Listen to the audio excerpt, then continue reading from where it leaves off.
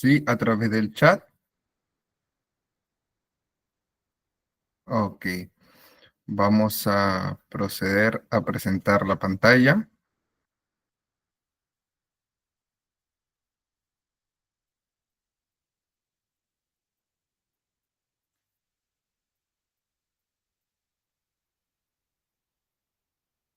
Muy bien. ¿Me confirma si se puede ver la diapositiva, por favor?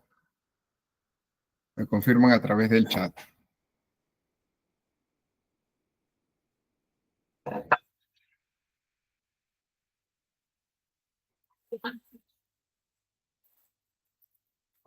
Muy bien, si me confirman que se ve.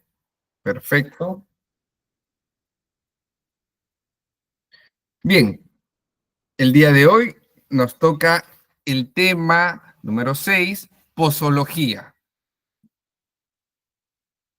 Bien, ustedes ya me conocen. Bien, vamos a comenzar como siempre con los conceptos básicos. Se inicia con la pregunta, ¿qué es un comprimido? Pues bien, un comprimido es un medicamento sólido que por regla general es redondo y pequeño, aunque puede tener diferentes tamaños y formas. Este medicamento se administra por vía oral y está elaborado con un polvo que se comprime. De ahí es donde viene el nombre comprimido. Lo que da nombre a su forma galénica o farmacéutica. Durante su fabricación se comprimen diferentes ingredientes que están en polvo hasta conseguir un producto sólido que se absorberá en el tracto digestivo. Para ello, se pueden utilizar tres técnicas. Primero, compresión directa. Es la forma de elaboración más común y simple. Se mezclan los ingredientes hasta conseguir una buena compactación, pero sin añadir aglutinantes líquidos. Luego tenemos granulación en seco. Se denomina así a la mezcla de ingredientes y su posterior compactación.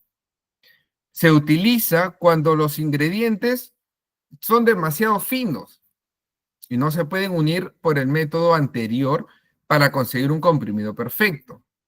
Luego tenemos también la granulación húmeda. En esta tercera técnica se mezclan los ingredientes con un agente aglutinante, como por ejemplo el agua. Luego se compactan hasta conseguir un comprimido. De nuevo, el método se utiliza con ingredientes que no fluyen bien o que son demasiado finos para utilizar el primer método denominado compresión directa. Ahora tenemos los tipos de comprimidos. Podemos diferenciar cuatro tipos de comprimidos. Entre los primeros tenemos los comprimidos masticables. Son fármacos que se mastican antes de tragarlos y se absorben con rapidez en el estómago. Esto favorece un inicio de acción rápido y suelen tener sabores agradables. Luego tenemos la bucodispersable o disolución oral. La esencia de estos medicamentos es que se disuelven en la boca, pero sin agua. Trabajan muy rápido y pasan directamente al torrente sanguíneo. Luego tenemos los comprimidos sublinguales. Se colocan bajo la lengua para que se disuelvan y pasen con rapidez hacia la sangre.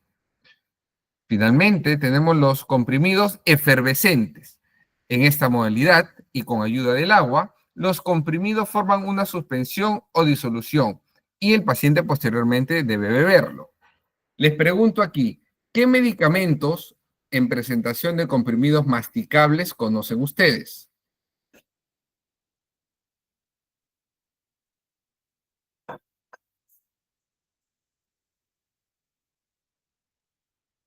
A ver, va respondiendo en el chat.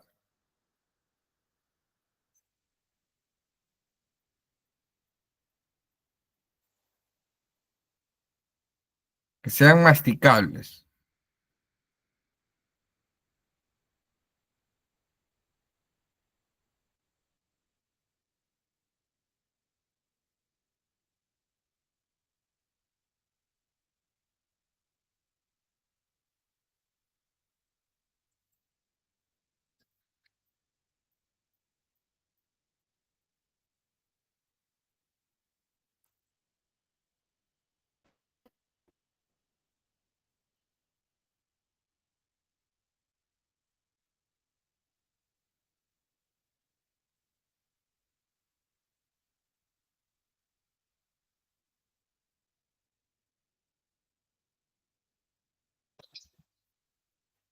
ver, los leo.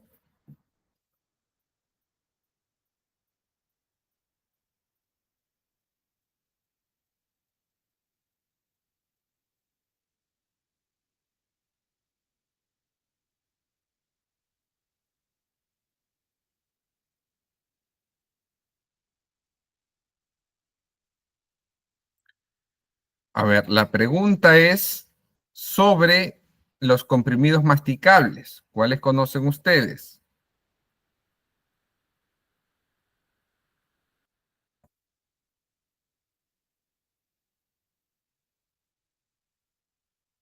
A ver, vamos a ir leyendo sus respuestas.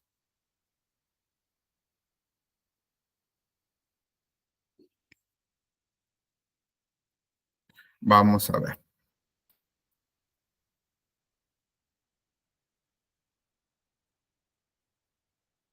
Muy bien.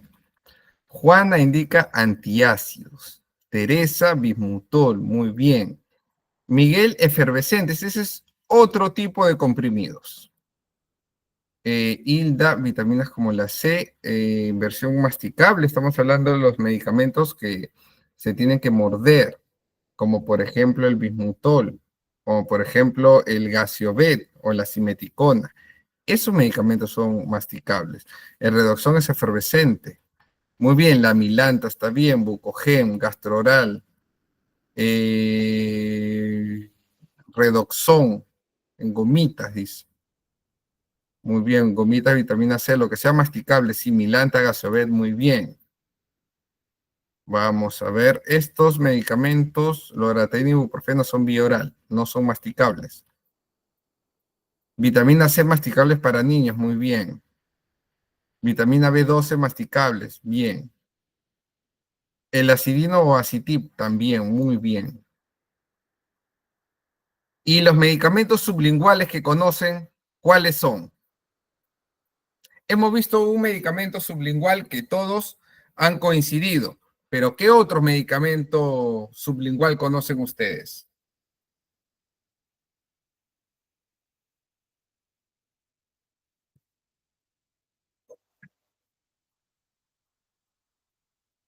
Muy bien, todos hemos visto en las clases anteriores el captopril, que es un antihipertensivo, que debemos tenerlo como contingencia. Pero ¿cuál otro conocen ustedes?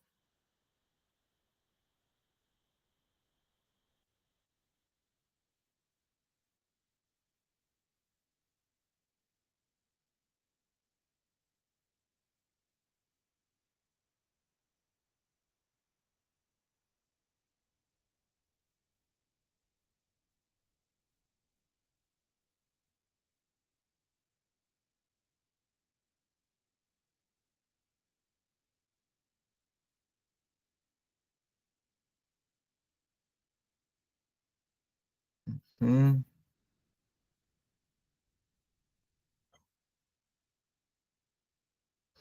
Dorca, respondiendo a la pregunta anterior, indica el maltofer es hierro masticable. Muy bien.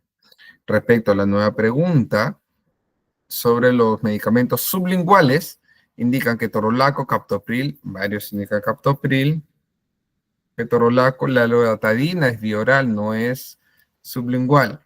Adenosina, nicotina, muy bien. Nitroglicerina. ¿Qué otro medicamento que se administra por vía sublingual conocen ustedes? El enalapril es vía oral.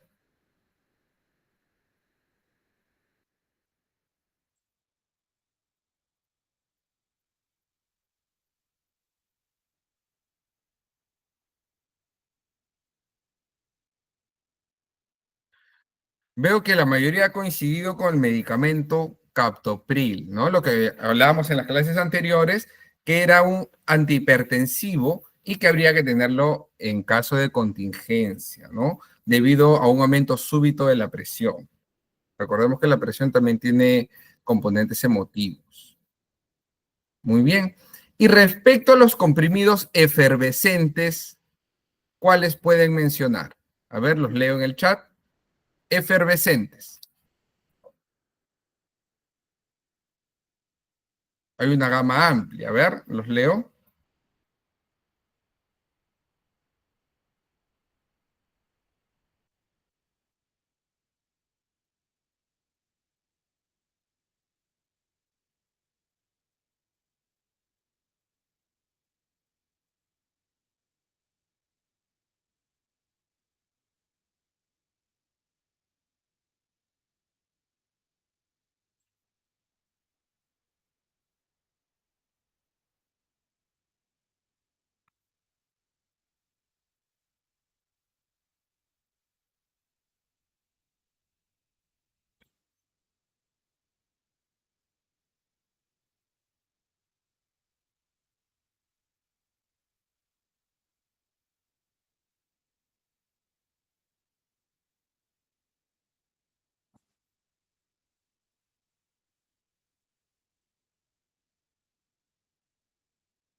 Bien, vamos a leer sus respuestas.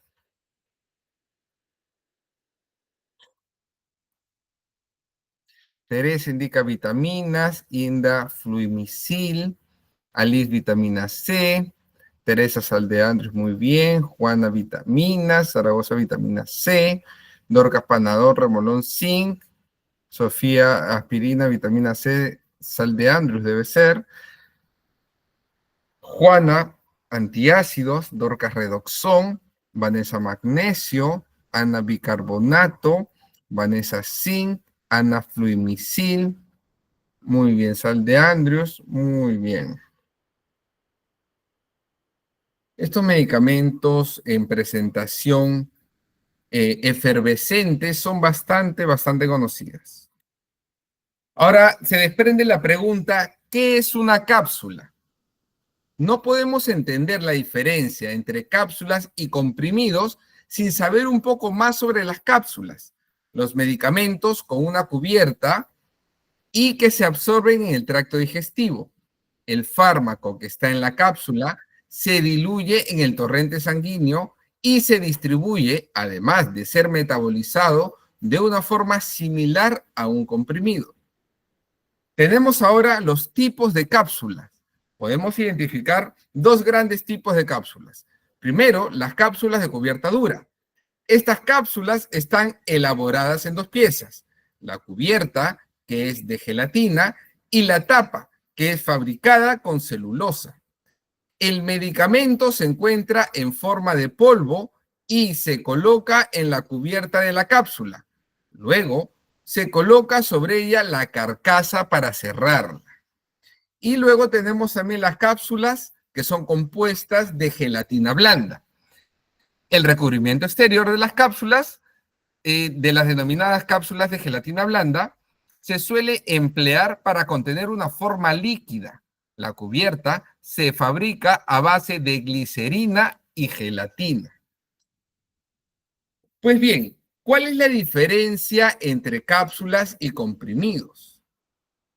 Las cápsulas y los comprimidos son formas farmacéuticas seguras, pero existen varias diferencias fundamentales entre ellas. Primero, la composición. Las cápsulas suelen estar elaboradas con gelatina o alternativas veganas o incluso vegetarianas, y estas contienen el medicamento en forma de polvo o líquido. En cambio, los comprimidos se realizan con polvo comprimido de manera general. Otra diferencia es respecto a la absorción. Las cápsulas están mejor protegidas para evitar que el medicamento se degrade debido a la acción de los ácidos estomacales. Por tanto, la mejor biodisponibilidad de estas frente a los comprimidos hace que sean un poco más efectivas. Otra gran diferencia va a ser respecto al gusto. Las cápsulas pueden enmascarar el sabor, aunque la cubierta se disuelve al estar mucho tiempo en la boca. Esto puede hacer que el paciente advierta el sabor amargo del medicamento, que se nota casi de manera instantánea al introducir el comprimido en la cavidad bucal.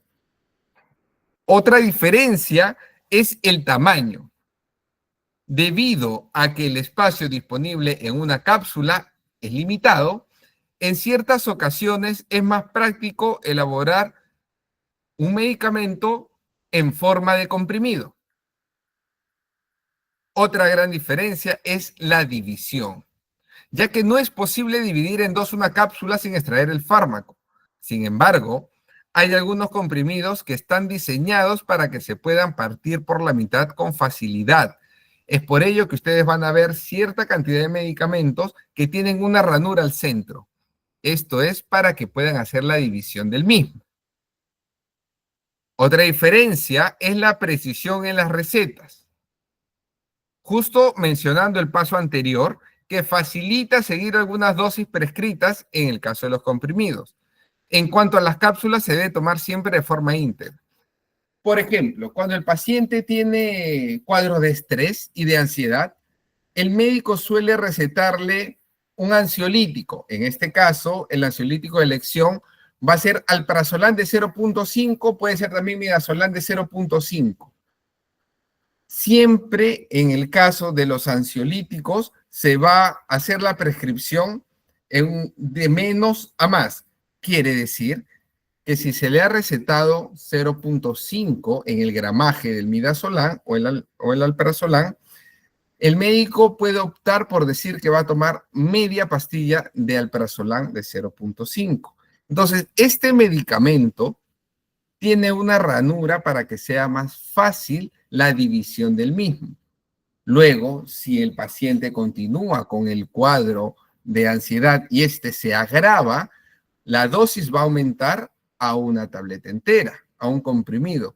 Pero si por alguna razón que en este momento desconocemos, el paciente continúa y su grado de ansiedad aumenta, entonces la dosis va a aumentar. Pero pasar de un comprimido a dos es demasiado. Entonces tiene que pasar primero por el comprimido y medio. Entonces de la misma manera se va a hacer la división. ¿Sí? Entonces estas dos últimas diferencias son referentes a la división del fármaco. Luego se desprende la pregunta, ¿comprimido o cápsula? ¿Cuál es mejor? Escoger un comprimido o una cápsula suele atender a una circunstancia individual, pero la mejor es la que sea más efectiva para el paciente. Tanto una como la otra tienen un objetivo similar, aunque no hay que olvidar cada diferencia entre cápsulas y comprimidos. La vida útil de los comprimidos suele ser más larga y se elaboran con diferentes formas. Además, contienen dosis más elevadas de los ingredientes activos que las que suelen incluir las cápsulas. No obstante, actúan de una forma más lenta que las cápsulas y en ciertas ocasiones se pueden desintegrar de manera desigual en el organismo. Por otro lado, la actuación de una cápsula suele ser más rápida que la de un comprimido. El motivo es que casi la totalidad del fármaco se absorbe al mismo tiempo cuando se toma. Por otro lado, suelen caducar más rápido que un comprimido y usualmente el precio de la cápsula es más elevado. Otra diferencia es que, por ejemplo, cuando ustedes van a introducir en boca un comprimido, rápidamente van a sentir el sabor desagradable. ¿Por qué? Porque el comprimido se va desintegrando desde que entra en contacto con la mucosa bucal. Este comprimido se va desintegrando. Por esa razón sienten un sabor extraño en boca. De la misma manera, cuando pasa por el tracto digestivo, se va desintegrando. Pero esto no sucede con las cápsulas. Las cápsulas están recubiertas. Entonces, cuando ustedes colocan una cápsula en boca, en la mucosa bucal, no van a sentir ese sabor. Y esta cubierta, que usualmente es de gelatina blanda, llega al tracto digestivo y llega la totalidad del medicamento. No es como en el caso de los comprimidos que se va degradando. Ahora, tenemos que tener en cuenta que el comprimido es más económico que la cápsula. Entonces, todos los medicamentos, todas las formas medicamentosas tienen sus pros y sus contras.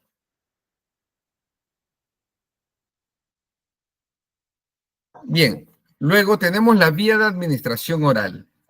Como norma general, la administración de un medicamento debe realizarse siguiendo las condiciones descritas. De esa manera, la Agencia Internacional de Medicamentos y Productos Sanitarios indica pues la posología y la forma de administración autorizadas.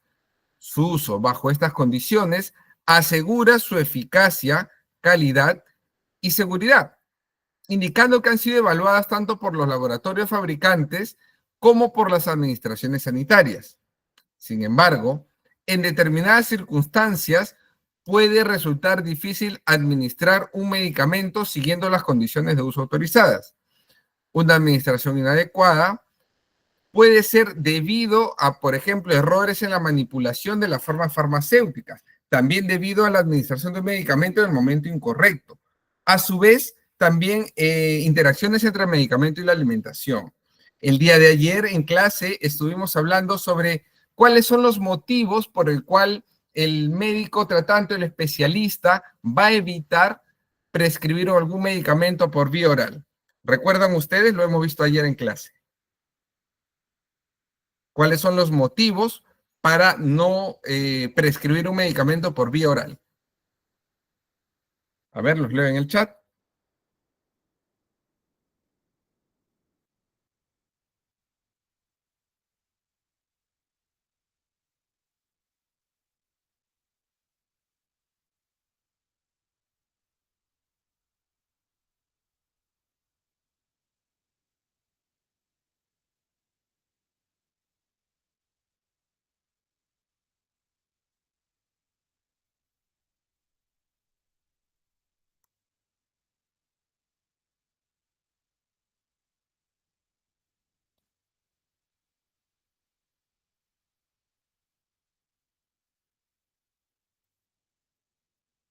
A ver, vamos a ir leyendo sus respuestas.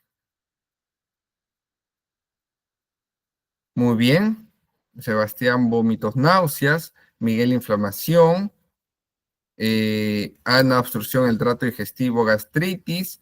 Dorca indica úlceras, vómitos. Teresa, gastritis. Margarita, náuseas, vómitos.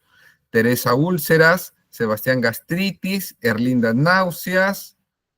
Cintia, náuseas, gastritis. Kelly, gastritis, úlcera. Sofía, náuseas. Ana, úlcera, vómitos, náuseas.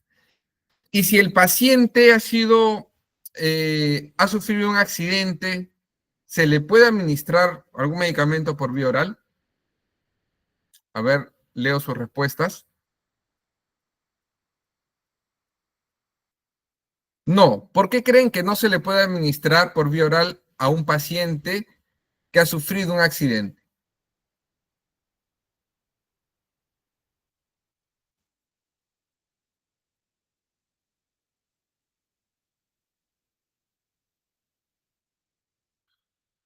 Por supuesto, porque el paciente usualmente va a estar inconsciente. Muy bien, claro. La inconsciencia está contraindicada, por supuesto, para la vía oral. ¿Y recuerdan ustedes cuál es la prueba para determinar si el paciente, obviamente en un estado consciente, si es que puede resistir a la ingesta de la vía oral? ¿Cuál es la prueba? Lo hablamos ayer.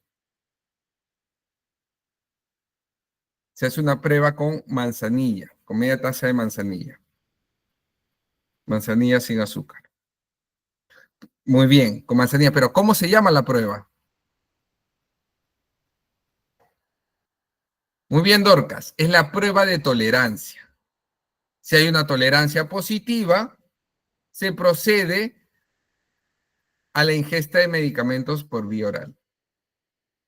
Muy bien, es la prueba de tolerancia. Si es que la tolerancia es negativa, se va a emplear otras vías de administración, como por ejemplo la vía endovenosa. Entonces, para tenerlo en cuenta. Muy bien.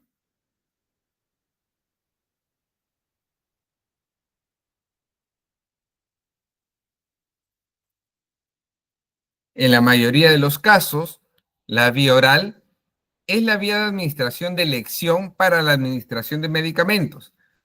Sin embargo, en ocasiones hay circunstancias que dificultan la administración de las formas orales sólidas, ya sea comprimidos o cápsulas, por necesidad de ajuste de dosis, problemas de deglución, pacientes pediátricos, administración por sondas de alimentación o incluso razones económicas. En estos casos, la primera opción, tras asegurar que el tratamiento es necesario, será comprobar si el medicamento está comercializado en otra forma farmacéutica que sea más adecuada para el paciente, usualmente inyectable, endovenoso o intramuscular. Siempre comprobando la equivalencia entre las dosis. Muy bien. Ahora, respecto a los comprimidos, como criterio general, solo se deben fraccionar los comprimidos ranurados, si es que la ficha técnica lo especifica, porque también hay comprimidos que no tienen esta ranura. Entonces, los que no tienen la ranura no deben ser fraccionados. aunque esto no garantiza que la dosis se fraccione exactamente por la mitad, ni que se puedan triturar o masticar. En general, solo se podrán triturar los comprimidos que no tengan cubierta. Una vez triturados, se deben disolver entre 10 a 30 mililitros de agua. No se debe administrar hasta una disolución completa. Algunos comprimidos no se disuelven y se forma una suspensión que se debe agitar antes de administrar. Algunos medicamentos se dispersan en agua sin necesidad de ser triturados. Tenemos ahora las dosis habituales. El médico realiza la prescripción de un régimen posológico en relación al paciente y las dosis habituales, por supuesto. Estas dosis de referencia son las que se contemplan de manera teórica para cada principio activo, según las consideraciones que se observan en los ensayos farmacocinéticos y farmacodinámicos de cada molécula experimentada. En estos se establece la correlación entre la eficacia y la toxicidad de las diferentes concentraciones en plasma y se determinan las dosis, teniendo en cuenta a su vez los factores como por ejemplo la absorción, la distribución y la eliminación de los fármacos. Tenemos por ejemplo los comprimidos recubiertos con película, lo que se denominan grajeas. La finalidad de la película es enmascarar el sabor desagradable, como por ejemplo lo tiene el ibuprofeno, el ciprofloxacino, entre otros. También sirve para la protección del principio activo de la luz, en el caso del nifedipino. A su vez, sirve también para proteger de efectos locales o irritantes, como por ejemplo el efecto anestésico de la sertralina en la lengua. Tenemos los comprimidos sublinguales. Estos comprimidos están diseñados para que el fármaco se absorba a través de la mucosa sublingual, evitando el efecto del primer paso hepático, para conseguir un efecto que sea más rápido e intenso. Recordemos que los medicamentos que se administran por vía sublingual se emplean en el caso de urgencia, ¿no? Como lo hemos visto muchas veces referente al captopril sublingual. Tenemos ahora la dosificación en el protocolo de dispensación activa. Tenemos que tener en cuenta para quién está prescrito el medicamento. Se debe identificar al paciente, la persona a la que le corresponde la prescripción. Luego viene la pregunta, ¿para qué? Se comprueba que el paciente debe conocer la indicación del medicamento, o sea, debe saber para qué se le está indicando dicho medicamento. Ahora viene la pregunta, ¿cuánto? Le tenemos que explicar al paciente cuál es la dosis que deben tomar, porque muchos centros médicos se les brinda la receta y no se les explica cómo debe tomar. Entonces el paciente no va a saber si el medicamento lo tiene que tomar cada 8 horas, cada 12, cada 24, el medicamento que se prescriben cada 6 horas. Y sabemos que depende de la concentración en sangre del medicamento para determinar cuántas horas debe ingerirse dicho medicamento. La pregunta ¿cómo? Se debe asegurar que el paciente lleve a cabo las técnicas correctas de administración. Por ello, el médico tratante le debe explicar con paciencia, en palabras simples a los pacientes. La pregunta ¿cuándo? Para ello es importante explicarle al paciente en qué momento del día debe tomar la medicación, porque sabemos que hay medicamentos que se toman solo en ayunas, como el caso del omeprazol, que sabemos que es un inhibidor de la bomba de protones. Hay medicamentos que se toman en la noche, como los ansiolíticos. Hay medicamentos que se toman 3 veces al día, como los antibióticos. Entonces se le debe explicar al paciente en palabras sencillas. Y también se desprende la pregunta ¿hasta cuándo? Para ello es importante explicarle al paciente que su tratamiento es, por ejemplo, por 5 días, 7 días, 14, 21 días. Los días que se prescribe, se le tiene que explicar al paciente el por qué dura tantos días y que tiene que tomarlo hasta el final. Porque en el caso de los antibióticos, ¿qué sucede si se interrumpe? Si, por ejemplo, el médico les ha recetado por 7 días y toman solo 3 días, luego se olvidan un día y quieren continuar en el cuarto o el quinto día. Sabemos que esto no corresponde, ¿no? Entonces, ¿por qué en el caso de los antibióticos es importante respetar las horas y los días prescritos? A ver, los leo en el chat. ¿Por qué es importante?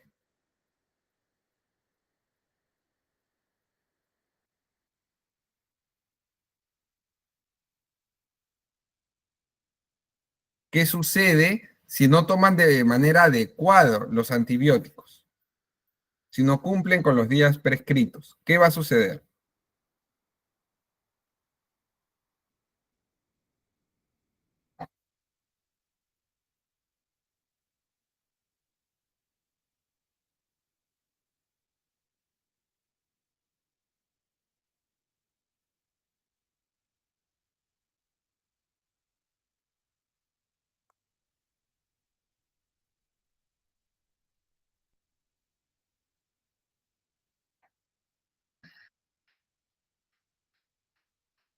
A ver, voy a leer sus respuestas.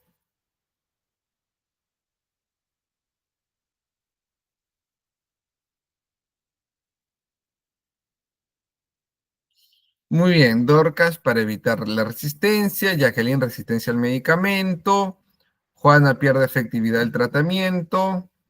Muy bien, Sofía puede causar resistencia al medicamento, tampoco haría efecto. Muy bien, muy bien. Mi Piranca también indica resistencia, Lucía resistencia, Jorge se corta el tratamiento, Erlinda resistencia, Cintia no hace efecto el tratamiento, Kelly pierde la efectividad del tratamiento, Vanessa para no hacer resistencia, Ana Martínez resistencia al medicamento, Margarita, si no se toman las horas adecuadas no hace efecto. ¿Recuerdan ustedes que lo hemos visto en las clases anteriores? Les explicaba sobre los antibióticos. ¿A partir de qué toma del antibiótico recién surte efecto en el organismo? ¿Recuerdan ustedes?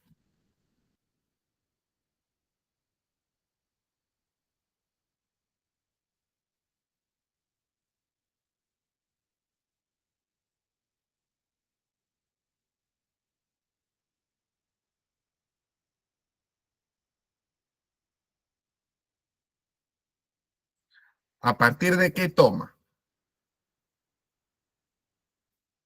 Muy bien, Zaragoza.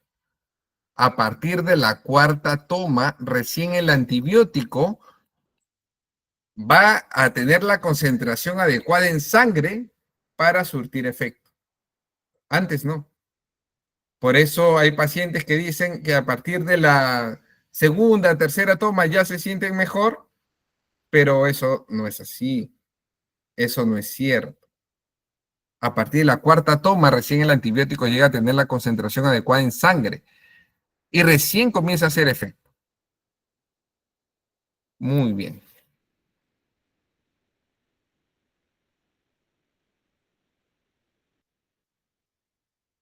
Ahora, ¿cuáles son los parámetros que se deben considerar? Primero, la biodisponibilidad, también la excreción por la orina, la unión a proteínas plasmáticas, depuración, volumen de distribución, vida media, concentraciones eficaces y concentraciones tóxicas. Tenemos también, según los medicamentos, los tipos de dosis. Tenemos medicamentos cuya dosis son diarias. Estas dosis son recomendadas para tomar en el periodo de 24 horas. Se debe repartir entre una o varias tomas, como por ejemplo el antibiótico de amplio espectro, la acitromicina. Este medicamento suele prescribirse cada 24 horas. Luego tenemos la dosis óptima, que viene a ser la cantidad de fármaco eficaz en cada paciente, que resuelve el problema para el que ha estado indicado. Tenemos también una dosis de inicio, que es una dosis menor a la terapéutica aconsejada. Al inicio de los tratamientos, en que es necesario empezar con dosis bajas para reducir la posibilidad de aparición de efectos secundarios molestos. Se incrementa poco a poco hasta conseguir la dosis óptima. Tenemos también la dosis máxima. Es la cantidad de fármaco que no debe de excederse, puesto a que aparecerían los efectos de la toxicidad del principio activo. Habitualmente se expresa como dosis máxima diaria. Y tenemos también la dosis de ataque. En este caso, la dosis de ataque se va a prescribir en el caso que el paciente tenga una infección aguda latente. Por ejemplo, puede ser que el paciente tenga un caso de celulitis en la pierna por un golpe, ¿no? Sabemos que la celulitis es una infección bastante fuerte que va a conllevar a fiebre, malestar general, dolor de cabeza. Puede ser debido a un golpe, puede ser debido a una infección previa. En ese caso, se tiene que colocar el doble de la dosis en la primera toma. Es decir, si al paciente, por poner un ejemplo, se le prescribe amoxicilina de 500 miligramos más ácido clavulánico de 125 miligramos, en la primera toma va a tener que tomar 2 tabletas de amoxicilina de 500 más 2 tabletas de ácido clavulánico de 125 miligramos. Esto sería una dosis de ataque. Ya en las siguientes se toma solo una. Pero esto lo tiene que prescribir el médico tratante porque es según el estadio de la infección, según también el estado general del paciente. La dosis de ataque no es para todos los pacientes. Es muy específica y solo en casos específicos de infecciones agudas, nada más. Luego tenemos también la individualización de las dosis. El tratamiento óptimo y el régimen de dosificación se establecen según los límites de prescripción habituales del fármaco. Los márgenes terapéuticos, las características del individuo y la gravedad de la enfermedad que hay que tratar. Las características del paciente. Un momentito.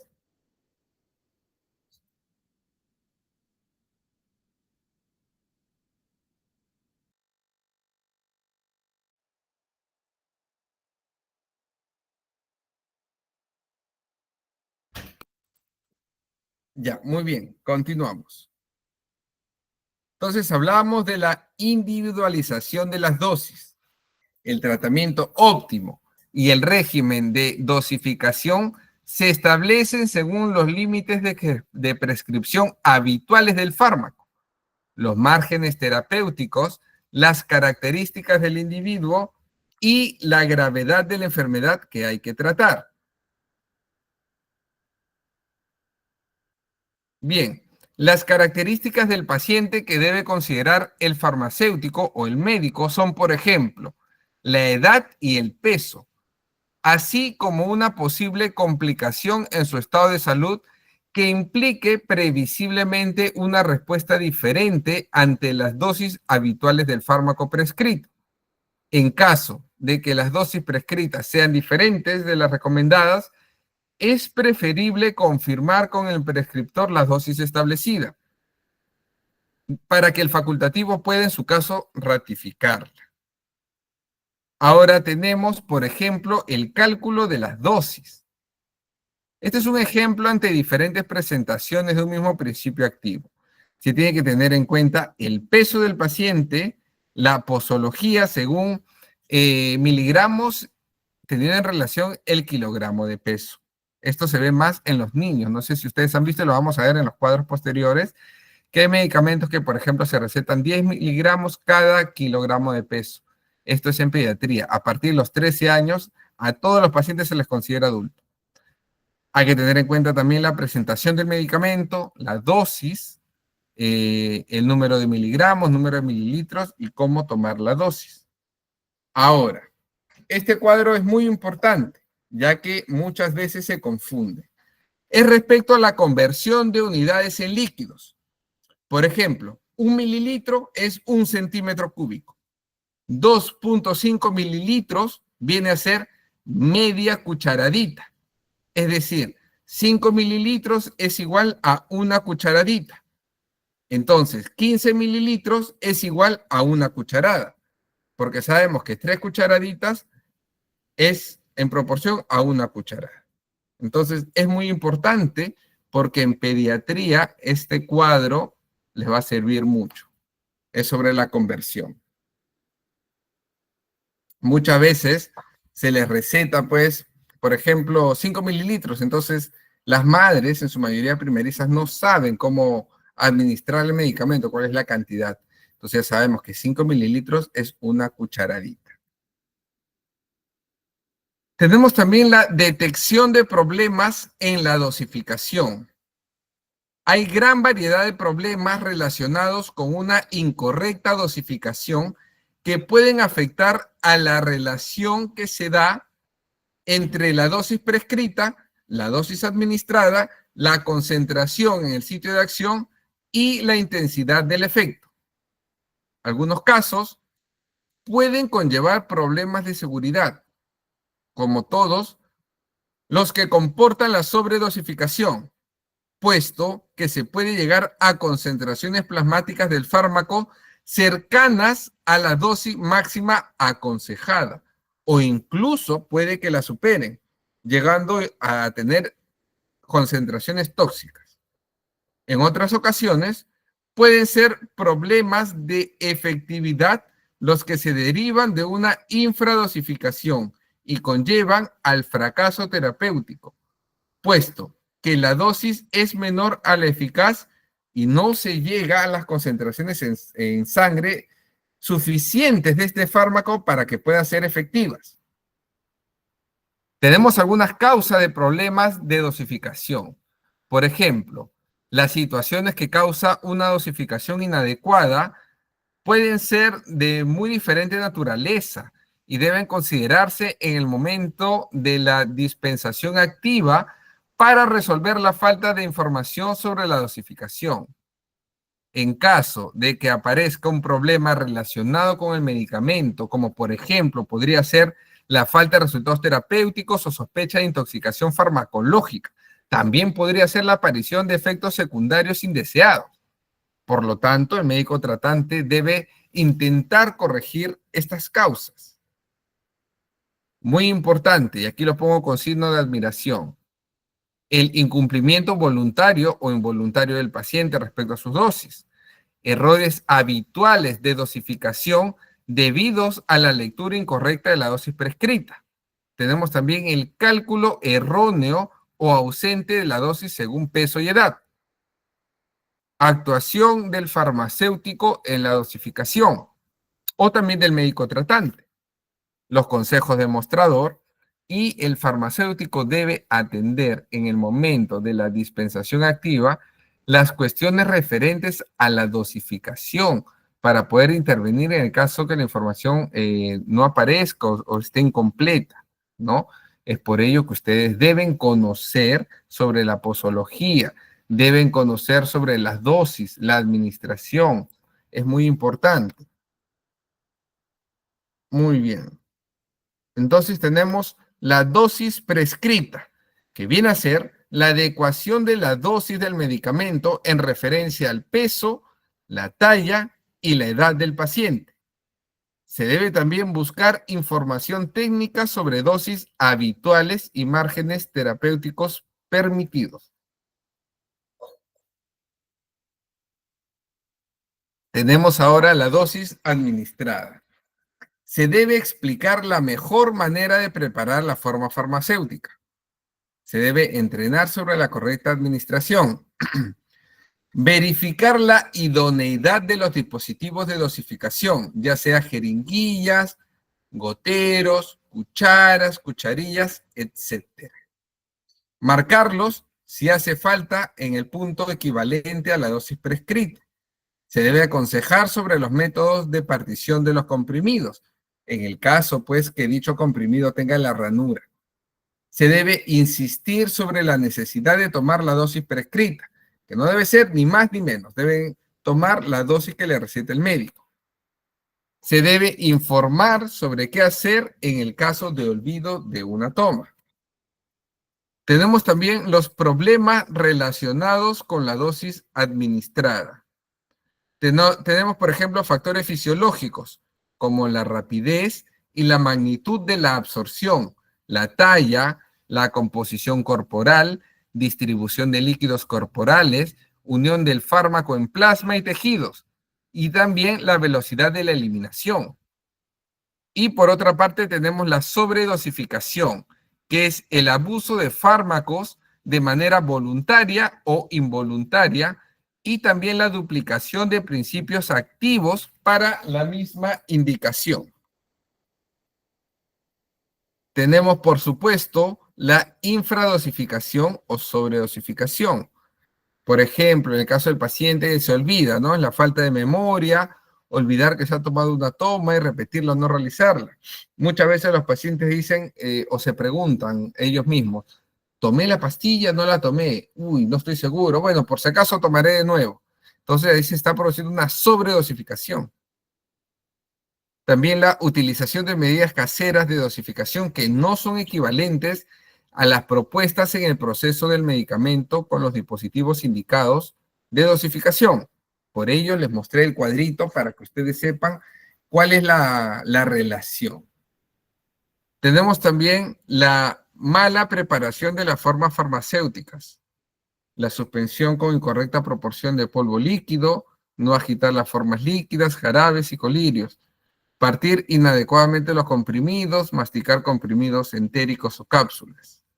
También la administración incorrecta de formas farmacéuticas, dejar medicamento en el fondo del vaso, jeringuilla de dosificación, cucharillas inadecuadas. Muchas veces, por ejemplo, un jarabe lo abren y lo dejan mucho tiempo ahí en el botiquín o en casa. Y después, cuando tienen alguna dolencia, lo van a consumir. Tenemos que tener en cuenta que una cosa es la fecha de vencimiento y otra cosa es cuando abren el medicamento se contamina y no puede estar más de una semana o 15 días, porque después pierde su acción terapéutica. Tenemos también los problemas con la concentración en el sitio de acción. Por ejemplo, tenemos variables fisiológicas, factores patológicos, factores genéticos, interacción con otros medicamentos, interacción medicamento-alimentos o plantas medicinales que modifican la concentración del fármaco en sangre, aparición de tolerancia y también la interacción del fármaco con el receptor. Y lo que habíamos mencionado hace un momento sobre los problemas en la administración de la vía oral. Por ejemplo, en estos pacientes es conveniente tener en cuenta lo siguiente. Si toleran la dieta blanda, pueden administrarse los comprimidos enteros, ya sean fraccionados o triturados, o bien el contenido de las cápsulas con una pequeña cantidad de alimento. Podría ser, por ejemplo, una cucharada de yogur o 15 mililitros de yogur, sabemos muy bien la conversión, para asegurar que se administra la totalidad de la dosis. Si se asocia a las comidas, se debe asociar al primer bocado. Si requieren la administración de fluidos con espesantes, hay que tener en cuenta la compatibilidad del espesante con el medicamento a administrar. Por ejemplo, los laxantes que contienen polietienglicol, que viene a ser el macroglol, modifican la textura de los espesantes a base de almidón, haciéndola más ligera y así aumentando el riesgo de aspiración, por lo que sería preferible su administración con espesantes a base de goma. Ahora tenemos el concepto de AINE. Aunque se recomienda administrarlos asociados a las comidas para minimizar las molestias gastrointestinales, no hay estudios que demuestren que el alimento disminuye el daño gástrico causado por un AINE. ¿Saben ustedes qué significa AINE? A ver, los leo.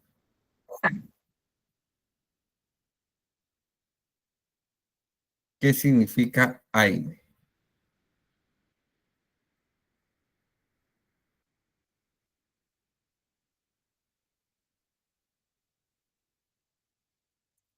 Muy bien, es un antiinflamatorio no esteroideo y hay de dos tipos, los inhibidores de la ciclooxigenasa 1 y los inhibidores de la ciclooxigenasa 2. pero por ahora lo vamos a catalogar solamente como un antiinflamatorio no esteroideo. Muy bien. Entonces se emplea en caso de dolor agudo, ¿no? Por ejemplo, el ibuprofeno, el celecoxib, tenemos el naproxeno. Se pueden tomar con el estómago vacío para obtener un efecto analgésico más temprano. Lo indicado es que lo tomen con las comidas, siempre, porque va a producir un dolor agudo. Recordemos que esto puede producir úlceras gástricas. Ahora, los antibióticos se deben distribuir las tomas en intervalos regulares dentro de las horas de vigilia en la medida de lo posible. Los antidepresivos, si presentan efectos sedantes, se recomienda tomarlos antes de dormir. Los antidepresivos son tricíclicos. Luego tenemos que los antihipertensivos.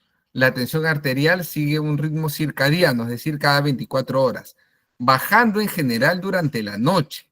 Existen estudios en los que la administración nocturna del tratamiento antihipertensivo se asoció con una disminución significativa de la mortalidad cardiovascular en comparación con la administración por la mañana. Se recomienda administrar los diuréticos por la mañana para evitar interferencias con el sueño y el aumento del riesgo de caídas en pacientes de la tercera edad. Cuando se requieren dosis de diurético, la segunda dosis se administrará dependiendo de la potencia del fármaco. Recordemos que a los pacientes hipertensos se les prescribe diuréticos para poder eliminar las zonas de edematización donde están reteniendo líquidos.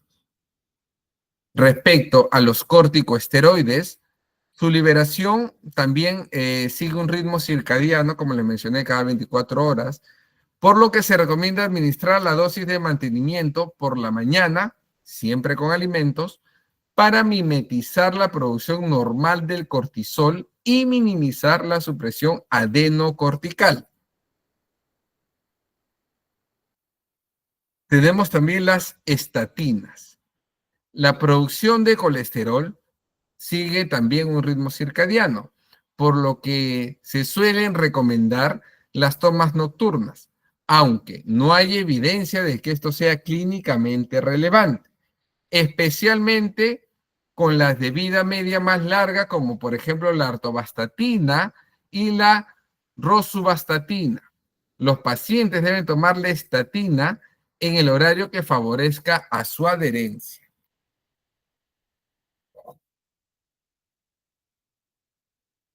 Tenemos también interacciones entre alimentos y medicamentos. La administración de medicamentos se asocia con frecuencia a la ingesta de alimentos, por lo que la posibilidad de que existan interacciones entre ambos es bastante elevada. Es importante que el profesional sanitario conozca estas interacciones, ya que pueden ser una fuente de efectos adversos y de alteraciones en la respuesta farmacológica.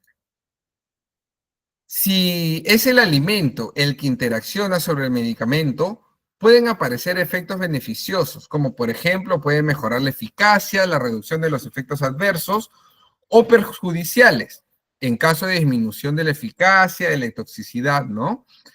Esto puede ocurrir entre el medicamento y un componente concreto de la dieta, que podría ser generalmente por las grasas, la fibra o el calcio, o también ser de carácter inespecífico por los cambios fisiológicos que provoca la presencia de alimentos en el tracto gastrointestinal. Tenemos aquí un cuadro sobre las deficiencias causadas por los medicamentos. Vamos a hablar de los más importantes. Por ejemplo, el aceite mineral, los nutrientes afectados van a ser la vitamina A, vitamina D, vitamina K. Los antiácidos con aluminio van a afectar a los nutrientes como el calcio, cobre, folato, fósforo y hierro. El cloruro potásico va a afectar a la vitamina B12.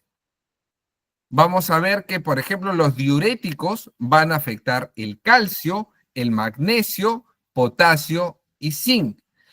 Los glucocorticoides van a afectar siempre el calcio y la vitamina D. La heparina va a afectar a la absorción de la vitamina D. Por ejemplo, en los pacientes diabéticos que toman metformina, van a afectarse los nutrientes como la vitamina B12. Por eso siempre se dice que los pacientes diabéticos después no duermen. Es porque está afectada la vitamina B12. Entonces, en este caso, tienen que administrarse o consumir vitamina B12. Muy bien. En el caso de las tetraciclinas, se va a afectar los nutrientes folato y hierro. Tenemos ahora interacciones de los medicamentos. Por ejemplo, los alimentos ricos en vitamina C mejoran la absorción del hierro. Los alimentos ricos en vitamina E y ácidos grasos omega 3 aumentan el riesgo de sangrado de los anticoagulantes. Los alimentos ricos en vitamina K antagonizan el efecto anticoagulante. Es decir, si las personas están tomando un antiagregante plaquetario como el ácido acetil salicílico o están tomando un anticoagulante como la warfarina, pero consumen medicamentos ricos en vitamina K, van a ser antagónicos. O sea, el paciente no va a obtener el efecto antiagregante plaquetario requerido o el que se busca. Y esto lo vamos a encontrar, por ejemplo, en las verduras de hoja verde, como la espinaca, lechuga, brócoli, en la coliflor también, ¿no? Muy bien. Por ejemplo, los alimentos ricos en potasio aumentan el riesgo de la hiperpotasemia. Tenemos los alimentos y bebidas fermentadas ricas en tiramina, aumentan el riesgo de crisis hipertensivas en pacientes que están tratándose habitualmente. La dieta rica en grasas aumenta la biodisponibilidad de la vendasol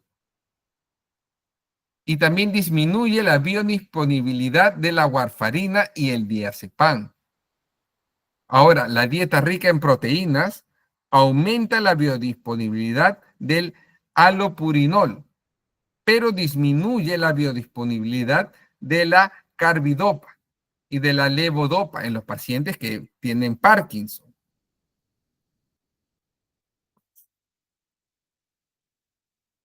Muy bien, tenemos ahora la interacción del alcohol en los fármacos. Por ejemplo, si el medicamento es un antiinflamatorio no esteroideo, es un AINE, el efecto del alcohol va a aumentar el riesgo de hemorragia gastrointestinal. Si el medicamento es el acenolocumarol, lo que va a hacer el efecto es ingestiones agudas de alcohol inhiben su metabolismo, aumentando el riesgo de sangrado. En el caso de los antihipertensivos o los nitratos, el efecto vasodilatador del alcohol potencia su efecto hipotensor, sobre todo al inicio del tratamiento. Y en el caso de los depresores del sistema nervioso central, como los antidepresivos, ansiolíticos, analgésicos opioides, anticonvulsivantes, antihistamínicos, H1 sedantes, recordemos que lo hemos hablado en clase, que el alcohol aumenta su efecto depresor. ¿Por qué? Porque el alcohol es un depresor del sistema nervioso central y los medicamentos antes mencionados, su función justamente es deprimir el sistema nervioso central. Entonces, la combinación del alcohol con estos medicamentos van a producir un sinergismo de potenciación, es decir, van a llevar al organismo a una depresión severa del sistema nervioso central, por lo cual el paciente va a caer en coma o va a ser seguido de la muerte. Por eso no se debe mezclar. En el caso del metamizol, el alcohol aumenta su efecto depresor. En el caso de la metroclopramida, el alcohol potencia su efecto sedante. En el caso del metronidazol, es el efecto antabús, ¿no? Por inhibición del metabolismo del etanol. Y el verapamilo potencia el efecto del alcohol. Un momento.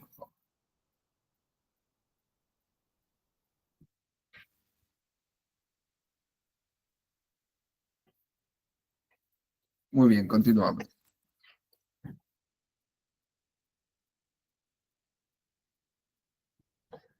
Muy bien.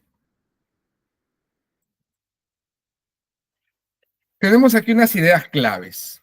En general, para la administración de un medicamento se deben seguir las instrucciones de la ficha técnica. Importante. No todas las formas farmacéuticas sólidas orales se pueden manipular, que es fraccionar o triturar. Y no todos los comprimidos ranurados, al ser fraccionados, se distribuyen de forma correcta la dosis, es decir, 50-50. El horario de administración de un medicamento debe adaptarse en lo posible a las preferencias del paciente para facilitar la adherencia. A la hora de administrar un medicamento con comida, hay que tener en cuenta las posibles interacciones. También, las interacciones medicamento-alimento clínicamente relevantes son difíciles de predecir. Si la respuesta terapéutica es adecuada, el horario de administración y las posibles interacciones pierden relevancia. Ahora es importante mencionar sobre la insuficiencia renal. Y aquí les voy a preguntar a ustedes, ¿recuerdan cuál es la unidad fundamental del riñón? A ver, los leo.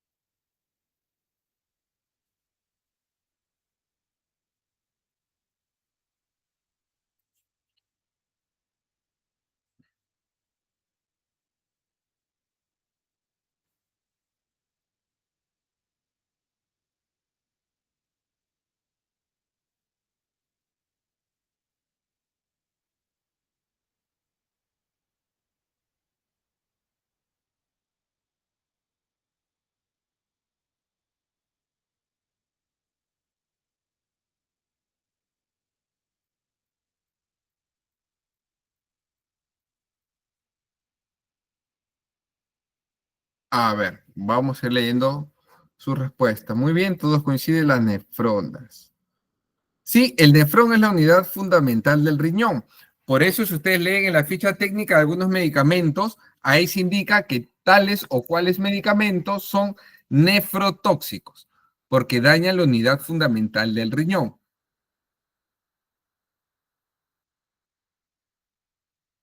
Muy bien, entonces, en los pacientes con insuficiencia renal, disminuye la velocidad de eliminación de fármacos que se excretan inalterados por la orina y de sus metabolitos, aumentando en consecuencia la duración y la intensidad de sus efectos.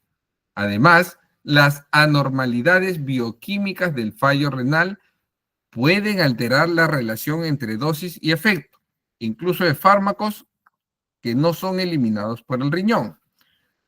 A su vez, también se puede producir una insuficiencia hepática. La evaluación de la severidad de una insuficiencia hepática se efectúa habitualmente mediante la escala de Child-Pugh, que combina 5 variables. Por ejemplo, la bilirrubina sérica, albúmina sérica, tiempo de protombina, ascitis y encefalopatía hepática. Las insuficiencias hepáticas graves, como lo son, por ejemplo, la cirrosis, que cursan con hipoalbunemia, pueden aumentar la fracción libre de un fármaco, pero sus consecuencias son variables y están condicionadas por otros factores. La opción más habitual es disminuir la dosis o, especialmente en insuficiencias graves, seleccionar fármacos alternativos de excreción renal. Bien, ahora en el caso de embarazo, aunque la recomendación general es evitar administrar medicamentos para síntomas menores en mujeres gestantes, hay estudios que demuestran que la automedicación durante el embarazo es muy frecuente, así que es más práctico que los medicamentos sean seleccionados y prescritos por el clínico. La embarazada tiene alteraciones farmacocinéticas y farmacodinámicas que pueden condicionar su respuesta a los medicamentos, generalmente reduciéndola, por lo que aumenta el riesgo de fracaso terapéutico. El efecto nocivo de los medicamentos sobre el feto depende, entre otros factores, del momento de la exposición. Es decir, en las 2 primeras semanas, que es la implantación y la prediferenciación, se cree que existe una baja susceptibilidad del embrión a las acciones teratogénicas. La exposición en este periodo sigue la ley del todo o nada. O se produce un aborto ovular o no hay ninguna lesión. Durante el resto del primer trimestre tiene lugar la diferenciación morfológica del embrión, por lo que es el periodo más sensible a efectos teratogénicos. En consecuencia, debe recomendarse la supresión de toda medicación que no sea estrictamente necesaria, ya desde la primera falta, la fase fetal o fetogénesis, que se da en segundo y tercer trimestre. Es un periodo de crecimiento y maduración. Los órganos ya están formados y solo los sistemas cuyo desarrollo no está terminado, principalmente el sistema nervioso central y el endocrino. Bien, ahora respecto a la lactancia. La mayoría de los fármacos se excretan con la leche materna, aunque en cantidades muy pequeñas, ¿no? Estimándose que el niño absorbe menos del 1% de la dosis administrada a la madre. Los medicamentos seguros en la infancia lo son también en la lactancia. Se deben evitar las tomas a las horas de máxima concentración del fármaco en la leche, generalmente de 1 a 3 horas después de su administración en el caso de los antibióticos. En consecuencia, se recomienda ingerir el fármaco justo al terminar de amamantar o antes del periodo de sueño, del sueño más prolongado del bebé. Durante la lactancia se recomienda prescribir fármacos de acción corta. Bien, ahora tenemos la posología. Vamos a comenzar con la posología de la penicilina. En los adultos, la prescripción es 500 miligramos cada 6 horas y en los niños es 50 miligramos por cada kilogramo. Los efectos secundarios son candidiasis, diarrea, náusea, dispepsia, reacciones de hipersensibilidad. Las interacciones son, aumenta el riesgo de hemorragia, ¿no? En los anticoagulantes orales. Importante, en el embarazo y en la lactancia es compatible con el embarazo y la lactancia. Ojo, esto solamente lo tiene que recetar el médico. Nada más, porque recordemos que hay medicamentos que atraviesan la barrera placentaria y pueden ser bastante perjudicial para el feto. Luego la amoxicilina, que es el antibiótico más conocido por todos. Su posología es 500 miligramos cada 8 horas. Los efectos secundarios, al ser de la misma familia de la penicilina, el efecto secundario es candidiasis, diarrea, náuseas, dispepsia y reacciones de hipersensibilidad. En el embarazo y la lactancia es compatible. Nuevamente, es importante que el médico tratante lo indique. Tenemos también la amoxicilina de 500 más el ácido clavulánico de 125. Esa sería la posología. Ahora bien, los efectos secundarios, al ser lo mismo, familia de las penicilinas, van a ser lo mismo. Candidiasis, diarrea, hepatotoxicidad, reacciones de hipersensibilidad. También va a disminuir la efectividad de los anticonceptivos orales. Importante. Los anticoagulantes orales va a haber un aumento de la hemorragia. Tenemos ahora también la clindamicina, que es un antibiótico muy usado en los casos de infecciones en el hueso maxilar, muy utilizado en odontología. En los adultos la prescripción es de 300 miligramos cada 8 horas. En los niños es de 150 miligramos cada 12 horas. Los efectos secundarios son una colitis pseudomembranosa y produce hepatotoxicidad. ¿Qué quiere decir una colitis pseudomembranosa? Quiere decir que van a tener dolor de estómago, van a tener acidez, reflujo y van a tener probablemente diarrea. Se dice que en la lactancia y en el embarazo es compatible. Tenemos ahora el metronidazol. Su posología en los adultos es de 500 miligramos y en los niños es de 30 miligramos por cada kilogramo. Los efectos secundarios son convulsiones, parestesias, diarrea, náusea, dispepsia, disgeusia, serostomía. Respecto al embarazo y la lactancia, se debe evitar en el primer trimestre de embarazo y se dice que es compatible con la lactancia. En el caso que el paciente esté consumiendo antidiabéticos orales, va a aumentar la concentración. En el caso de los anticoagulantes orales, va a aumentar el riesgo de la hemorragia. En el caso del macrólido, que es la citromicina, cuya posología es 500 miligramos cada 24 horas en los adultos y en los niños es de 10 miligramos cada kilogramo por día. Los efectos secundarios son diarrea, náusea, dispepsia, taquicardia ventricular también. Se dice que respecto al embarazo y la lactancia es compatible con el embarazo y la lactancia. Si están tomando acitromicina y también toman clindamicina, disminuye la efectividad. Si están tomando estatinas, aumento de rhabdomiólisis. En el caso de los anticoagulantes orales, va a aumentar el riesgo de hemorragia. Si están tomando un analgésico opioide, va a aumentar la concentración, va a hacer que sea más potente. Ahora, el paracetamol, que es un medicamento ampliamente conocido por todos nosotros, cuya posología es en los adultos de 500 miligramos y en los niños de 10 a 15 miligramos. Aquí les pregunto, ¿cuál es el nombre genérico o el compuesto del paracetamol? Lo hemos hablado varias veces en clase. A ver, los leo.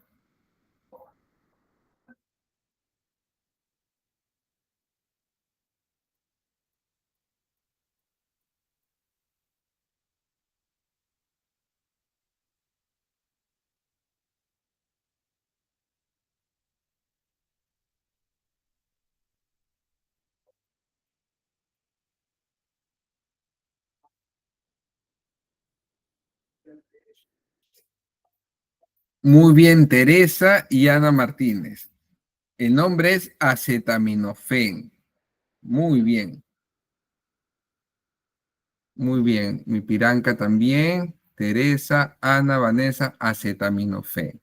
Muy bien, ese es el nombre. Margarita también, acetaminofén. Muy bien, perfecto. Entonces, los efectos secundarios va a ser hepatotoxicidad, hipoglucemia, trombocitopenia, leucopenia, neutropenia y agranulocitosis. Respecto al embarazo y la lactancia, es compatible con el embarazo y la lactancia.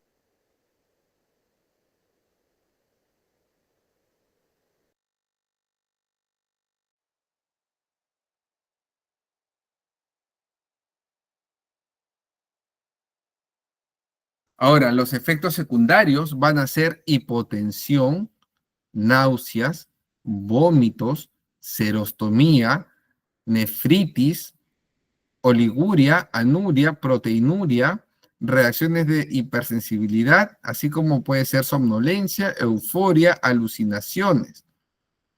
Respecto al embarazo y a la lactancia, no se recomienda de ninguna manera. Si el paciente está tomando algún anticoagulante, va a aumentar el riesgo de hemorragia. Y si está tomando un AINE, va a aumentar el riesgo de úlcera o hemorragia gástrica. Las contraindicaciones, el metamizol está contraindicado en los pacientes asmáticos y también los pacientes que tienen pólipos nasales. Tenemos ahora el ibuprofeno, cuya posología es de 400 a 600 miligramos en los adultos cada 6 a 8 horas. y en los niños es 20 miligramos por kilogramo. Los efectos secundarios van a ser los acúfenos, que son unos sonidos como la de mar en los oídos. Vamos a tener también confusión, cefalea, mareo, dispepsia, diarrea, náuseas, insuficiencia renal, hipertensión, insuficiencia cardíaca. Respecto al embarazo y la lactancia, está contraindicado en el tercer trimestre de embarazo y sí es compatible con la lactancia.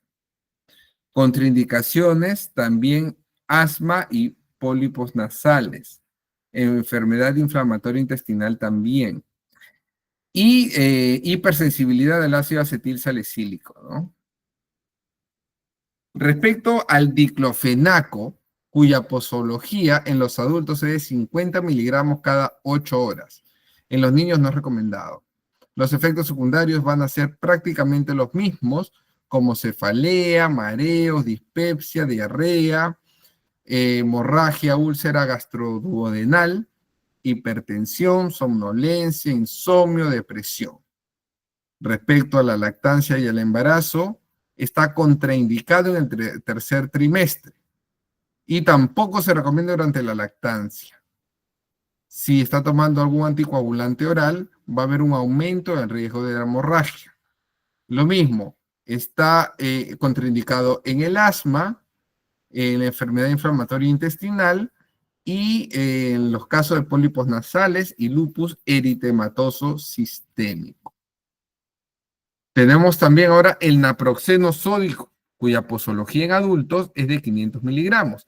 En los niños no está recomendado.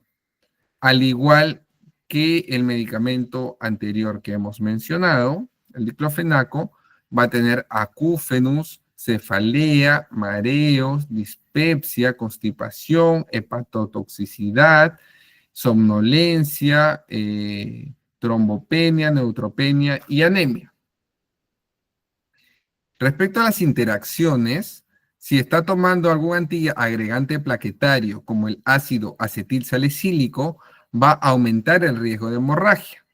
Si está tomando un anticoagulante oral, también como la warfarina, aumenta el riesgo de hemorragia. Si está tomando un antidiabético como la metformina, aumenta el riesgo de la hipoglucemia. Y si está tomando los antihipertensivos, disminuye su efectividad. Respecto al embarazo y a la lactancia, está contraindicado en el tercer trimestre de embarazo. Y respecto a la lactancia, no se recomienda. Tenemos ahora el tramadol, cuya posología en adultos es de 50 a 100 miligramos cada 6 a 8 horas. Los efectos secundarios van a ser mareos, cefalea, convulsiones, náuseas, vómitos, constipación, serostomía, que es la resequedad bucal, palpitaciones, taquicardia, hipotensión. Va a haber riesgos de convulsiones si el paciente está consumiendo alcohol, si está consumiendo antidepresivos, si está tomando relajantes musculares, para tenerlo en cuenta. Y si está tomando algún anticoagulante oral, va a haber riesgo de hemorragia, aumenta. Si está tomando antidepresivos, aumenta la toxicidad.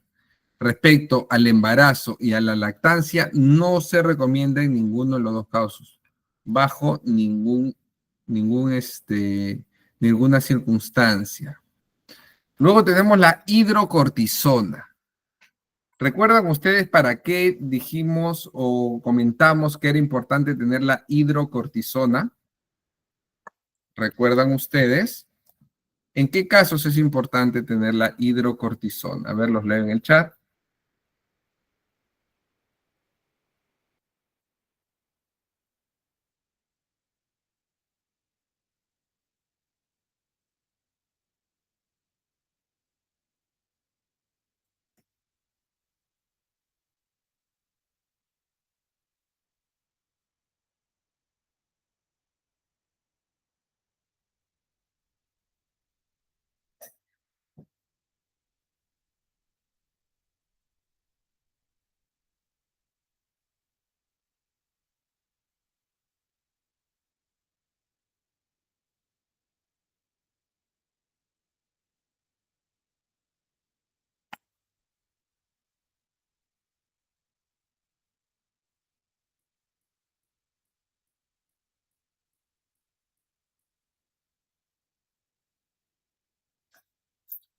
A ver,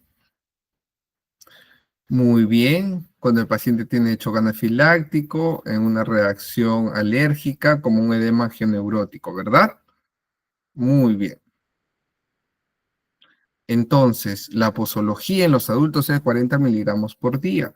Los efectos secundarios son acné, retraso en la cicatrización, hiperpigmentación, cataratas, glaucoma, euforia, depresión, insomnio, necrosis ósea, osteoporosis. Su efecto va a aumentar si están tomando anticonceptivos orales, eritromicina, ketoconazol. Y su efecto disminuye si están tomando antiácidos, barbitúricos. Respecto al embarazo de la lactancia, no se recomienda en el embarazo. Tampoco se va a recomendar en la lactancia. Luego tenemos la prednisona, que sabemos que es un corticoide. En los adultos se va a prescribir, su posología es 30 miligramos por día. Los efectos secundarios van a ser los más importantes. Bueno, referente a la hidrocortisona son los mismos, porque vienen de la misma familia, son corticoides. No está recomendado en la lactancia, no está recomendado en el embarazo. La dexametasona, este antiinflamatorio, su posología es 8 miligramos por día. Lo mismo, los mismos efectos secundarios, las mismas interacciones porque son de la misma familia, y al igual no está recomendado en el embarazo y en la lactancia. Ahora tenemos el diazepam, cuya dosis es de 5 miligramos. Muy bien, sus efectos secundarios son amnesia anterógrada, ataxia, confusión, hipotensión, taquicardia. Su efecto va a aumentar sustancialmente si el paciente consume alcohol, si consume un analgésico opiáceo, un antibiótico como el macrólido. Sabemos que el macrólido es la citromicina.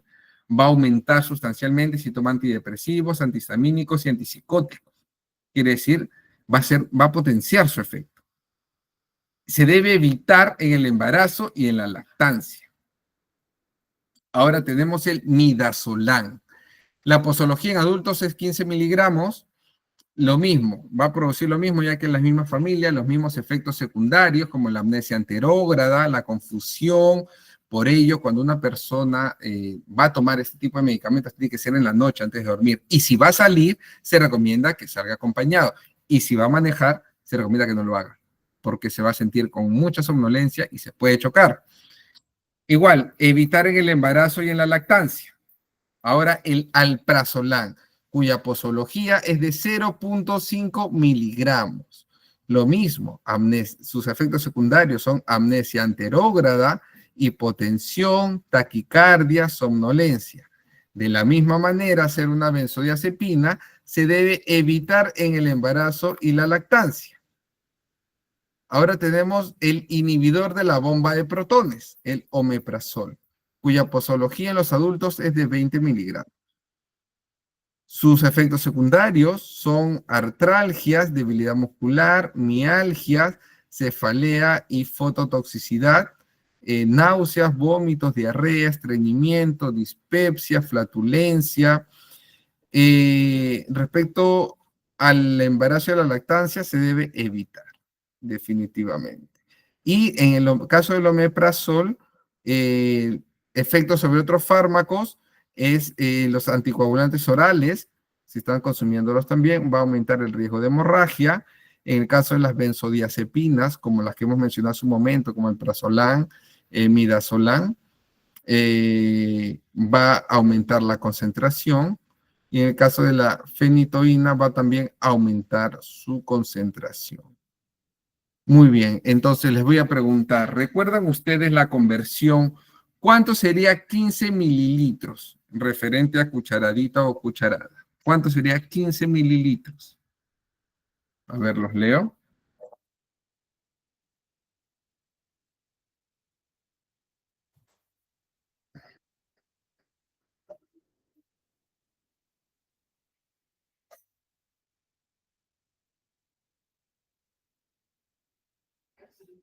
Muy bien, la respuesta adecuada es la de Dorcas.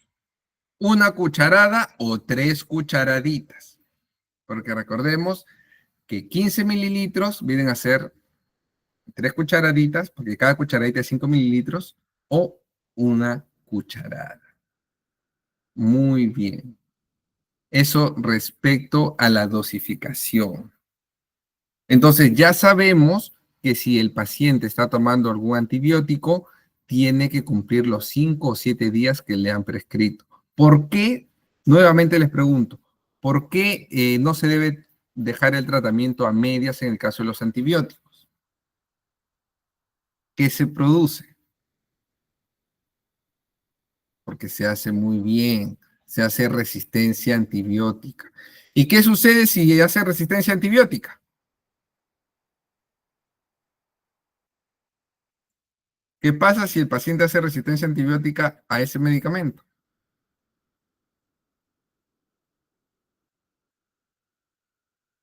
Por supuesto, después ya no le va a hacer, ya no le va a hacer efecto. Y como indica Mariela, como indica Janet, necesita un medicamento más fuerte. Entonces, si hace resistencia a la amoxicilina, después va a requerir eritromicina.